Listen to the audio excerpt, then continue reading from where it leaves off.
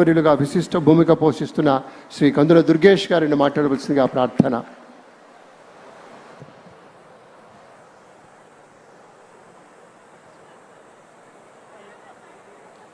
భారతరత్న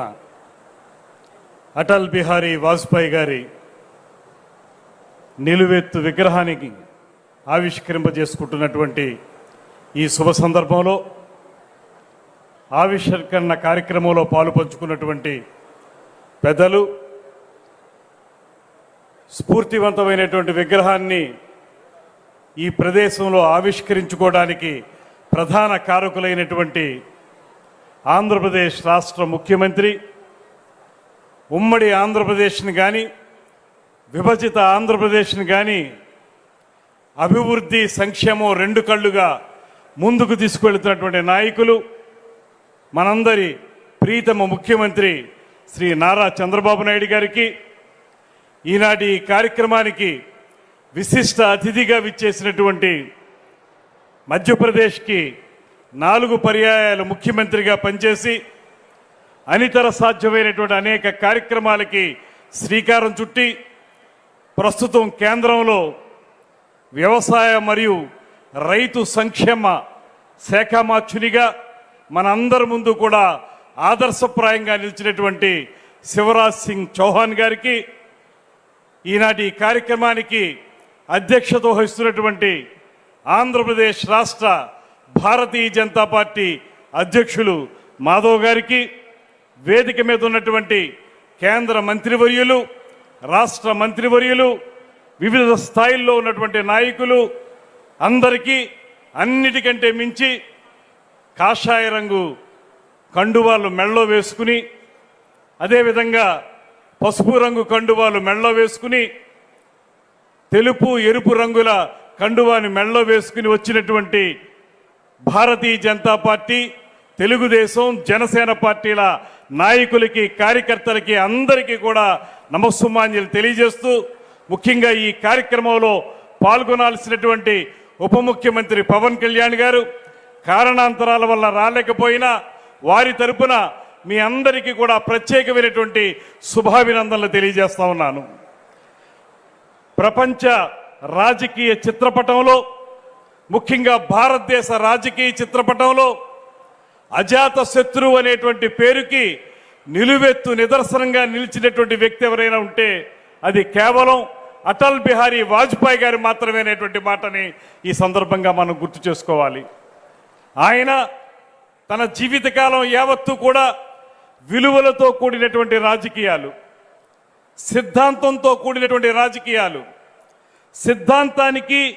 థియరీకి మాత్రమే పరిమితం కాకుండా ప్రాక్టికాలిటీలోకి దాన్ని సుపరిపాలనగా మార్చినటువంటి మొట్టమొదటి ప్రధానమంత్రి శ్రీ అటల్ బిహారీ వాజ్పేయి గారు అనేటువంటి మాటను కూడా గుర్తు చేసుకోవాలి. అందుకే ఈ దేశంలో ఇవాళ అనేక అభివృద్ధి కార్యక్రమాలకి ఆయన వేసినటువంటి నాంది, ఆయన పలికినటువంటి శ్రీకారం, ఇవన్నీ కూడా ఈ దేశాన్ని ముందుకు తీసుకెళ్ళటానికి ఎంతగానో ఉపయోగపడుతున్నాయనేటువంటి మాటని మనం చేసుకోవాలి. ఆ రోజు స్వర్ణ చతుర్భుజి కార్యక్రమం కానివ్వండి, అంత్యోదయ కార్యక్రమం కానివ్వండి,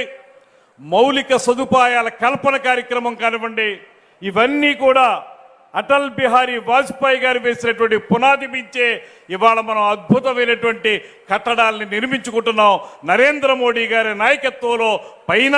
ముఖ్యమంత్రి చంద్రబాబు నాయుడు గారి నాయకత్వంలో ఇక్కడ అనేటువంటి మాటని ఈ సందర్భంగా మనవి చేస్తున్నాను. చాలా సందర్భాల్లో మనకు అనిపిస్తూ ఉంటుంది, నిబద్ధతతో కూడినటువంటి పరిపాలన అందించాలనేటువంటి మాట విన్నప్పుడు అటల్ బిహారీ వాజ్పేయి గారు చెప్పినటువంటి మాట, good governance is not a slogan, it is our responsibility అనేటువంటి మాట వారు చెప్పారు. ఊరికే పేరుకి మాటకి మనం ఉత్తమమైనటువంటి ప్రభుత్వాన్ని ఇస్తామనేటువంటి మాట కాదు, అది మన బాధ్యతగా మనం తీసుకున్నప్పుడు మాత్రమే దానికి సాకారం అవుతుందనేటువంటి మాట వారు చెప్పారు. ఇవన్నీ ఒక ఎత్తు అయితే, అభివృద్ధి పేరుతోటి జరిగేటువంటి కార్యక్రమాలు, ఆర్థిక పరంగా జరిగేటువంటి కార్యక్రమాల విషయంలో వారు చెప్పిన మాట, ఆర్థికంగా అభివృద్ధి చెందాలి కానీ దాంతోపాటు మౌలిక సదుపాయాలు కావాలి, సంస్కరణలు కావాలి కానీ దానికి మానవీయ కోణం ఉండాలి, హ్యూమన్ ఫేస్ ఉండాలనేటువంటి మాట చెప్పినటువంటి నాయకుడు అటల్ బిహారీ వాజ్పేయి గారు. ఈ రకమైనటువంటి కార్యక్రమాల్లో మనందరికీ తెలుసు, ఒక పర్యాయం 13 రోజులు, ఒక పర్యాయం 13 నెలలు, ఆ తర్వాత 5 సంవత్సరాల కాలం పూర్తిగా ఈ దేశాన్ని పరిపాలించి సుపరిపాలన అంటే ఏంటో నిర్వచనం చెప్పినటువంటి మహానాయకుడు అటల్ బిహారీ వాజ్పేయి గారు. ఆ రోజు మనందరికీ గుర్తుండే ఉంటుంది, ఒక్క ఓటు తేడాతోటి పదవి కోల్పోయినప్పుడు పార్లమెంటు వేదికగా వారు మాట్లాడినటువంటి మాటలు ఇవాళకి కూడా నేను నమ్ముతాను. ప్రపంచ రాజకీయ చరిత్రలోనే ఒక అద్భుతమైనటువంటి ఉపన్యాసం ఏదైనా ఉంటే ఆ రోజు వారు పార్లమెంటు సాక్షిగా మాట్లాడినటువంటి ఉపన్యాసమే సాక్షిభూతంగా నిలబడుతుందనేటువంటి మాట. అందులో వారు చెప్పింది విలువలతో కూడినటువంటి రాజకీయాలు, ఏ రకంగా రోజు రోజుకి నానాటికి రాజకీయాల్లో విలువలు దిగజారిపోతున్నాయనేటువంటి మాటని స్పష్టంగా చెప్పడం మాత్రమే కాకుండా, పదవి పోయిందనేటువంటి బాధ నాకేమాత్రం లేదు, కేవలం విలువలు దిగజారిపోతున్నాయనేటువంటి మాట మాత్రమే నేను ఇక్కడ చెప్తున్నా అనేటువంటి విషయం చెప్పి, ఇవాళకి కూడా నాకు తెలిసి పార్లమెంటు సాక్షిగా వచ్చినటువంటి అద్భుతమైనటువంటి ఉపన్యాసాల్లో అది అగ్రస్థానంలో నిలబడుతుందనేటువంటి మాటను కూడా ఈ సందర్భంగా మనం గుర్తు చేసుకోవాలి. అటువంటి మహానుభావుడు ప్రపంచానికి ఒక దిక్సూచిగా నిలబడినటువంటి వ్యక్తి, విదేశాంగ శాఖ మంత్రిగా భారతదేశం యొక్క గొప్పదనాన్ని ప్రపంచం నలుమూలలా తెలియజేసినటువంటి వ్యక్తి. ఎక్కడైనా బయట మాట్లాడవలసి వచ్చినప్పుడు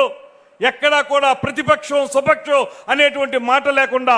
భారతదేశం యొక్క గొప్పదనాన్ని మాత్రమే, భారతదేశంలో ఉన్నటువంటి నాయకులు వారు ప్రతిపక్ష నాయకుల స్వపక్ష నాయకులు అనేటువంటి మాట పక్కన పెట్టి వారందరి గౌరవాన్ని నిలబడడానికి నిరంతరం కృషి చేసినటువంటి నాయకుడు అటల్ బిహారీ వాజ్పేయి గారు. అటువంటి మహానుభావుడి యొక్క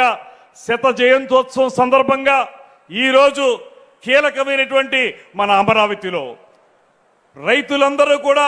ఇక్కడ ఉన్నటువంటి ప్రజానికం యావత్తు కూడా కావాలని కోరుకుంటున్నటువంటి అమరావతిలో ముఖ్యమంత్రి గారి మస్తిష్కంలో మెదిలినటువంటి ఒక అద్భుత కళాఖండం అమరావతి. ఈ అమరావతిలో ఇన్ని రకాలుగా అద్భుతమైనటువంటి కార్యక్రమాలను చేపడుతున్నటువంటి నేపథ్యంలో ఇక్కడ ఒక స్ఫూర్తివంతమైనటువంటి నాయకుని యొక్క విగ్రహం ఉండాలనేటువంటి మాట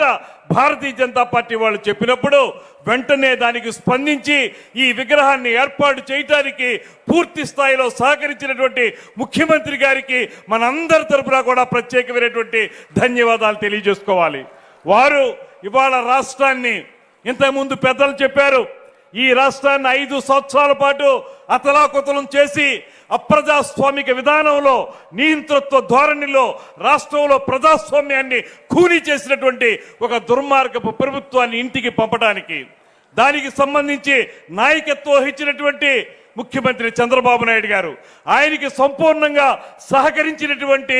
ఉప ముఖ్యమంత్రి పవన్ కళ్యాణ్ గారు, వీరిద్దరికీ పైనుంచి సహకరిస్తున్నటువంటి నరేంద్ర మోడీ గారు, ఈ ముగ్గురు కలయికలో కూటమి ప్రభుత్వం ఇవాళ ఈ రాష్ట్రంలో అద్భుతమైనటువంటి డబుల్ ఇంజిన్ సర్కార్ ద్వారా అనేక అభివృద్ధి కార్యక్రమాల్ని చేపడుతున్నటువంటి నేపథ్యంలో ఇక్కడ ఏర్పాటు చేసినటువంటి